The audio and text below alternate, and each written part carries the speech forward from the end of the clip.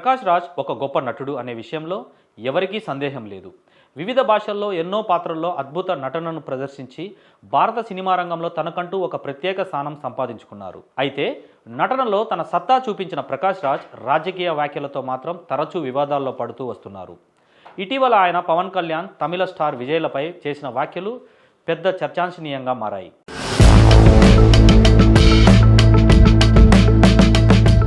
YouTube ఛానల్కి ఇచ్చిన ఇంటర్వ్యూలో ఆయన వ్యక్తీకరించిన అభిప్రాయాలు అభిమానుల్లో రగడకు దారితీశాయి. పవన్ కళ్యాణ్ గురించి మాట్లాడుతూ ఆయనపై బీజేపీ ప్రభావం ఉందని, సనాతన ధర్మం పేరుతో ప్రజల్లో విద్వేషాలు రెచ్చగొడుతున్నారన్న ఆరోపణలు చేశారు. పవన్కు పూర్తి స్థాయి రాజకీయ అవగాహన లేదని కూడా వ్యాఖ్యానించారు. ఇది పవన్ అభిమానుల్లో తీవ్ర అసంతృప్తికి దారితీసింది.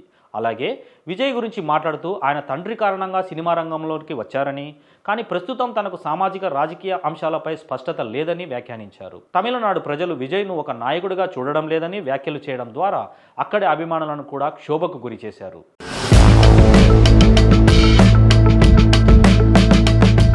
ఇటీవలే ప్రకాష్ రాజ్, పవన్ కళ్యాణ్ నటిస్తున్న ఓజీ సినిమాలో కీలక పాత్రలో నటిస్తున్నారు.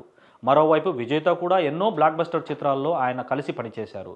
అలాంటి ఇద్దరు స్టార్ హీరోలపై ఈ విధంగా విమర్శలు చేయడం ఆయన అభిమాన వర్గాలతో పాటు సినీ వర్గాల్లోనూ చర్చాంశనీయమవుతుంది.